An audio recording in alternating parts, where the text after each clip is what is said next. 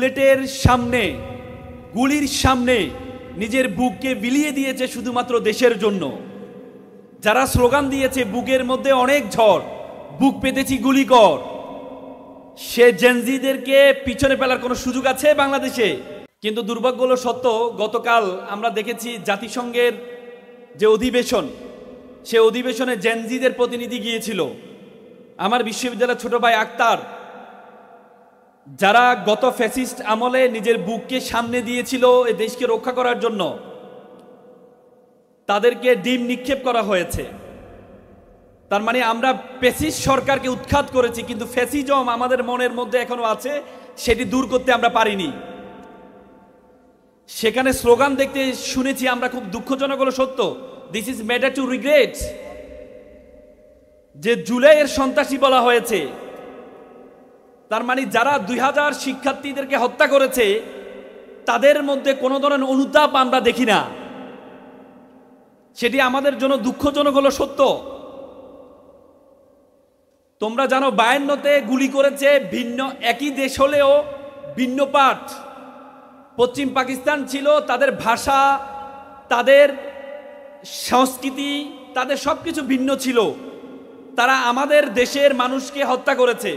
1971 সালেও ভিন্ন একটি পাঠ, ভিন্ন একটি সংস্কৃতির মানুষের উপর গুলি চালিয়েছে। কিন্তু 2024-এ আমরা দেখেছি নিজের দেশের, নিজের সংস্কৃতির, নিজের ভাষায় যারা কথা বলে, সে ছাত্র জনতাকে শুধুমাত্র ক্ষমতা টিকে থাকার জন্য গুলি করেছে। সেটি খুবই দুঃখজনক ছিল। কিন্তু তাদের মধ্যে আমরা কোনো হতাশা দেখি না, তাদের মধ্যে কোনো অনুতাপ দেখি না, তাদের মধ্যে কোনো ধরনের যে ভুল করেছে সেটি দেখি না। যদি থাকতো তাহলে কখনো তারা জুলাইয়ের সন্ত্রাসী বলতো না।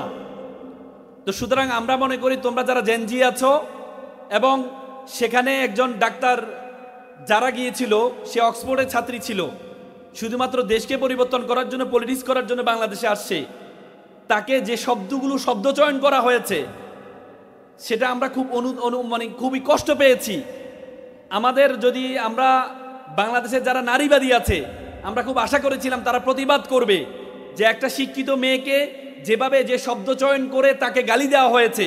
কিন্তু আমরা দেশের যে নারীবাদীরা আছে, সেই নারীবাদীদের কোনো প্রতিবাদ আমরা দেখি নাই, কোনো প্রতিবাদ আমরা দেখি না। আমাদের নারীবাদীদের অবস্থা হচ্ছে, আমাদের গ্রামে একটা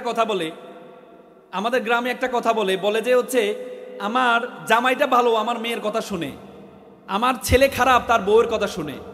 মানে নিজের সাথে আসলে ভালো, আর নিজের সাথে এগেনিস্টে যদি যায় তখন এটিকে ভালোভাবে দেখা হয় না, খারাপভাবে দেখা হয়।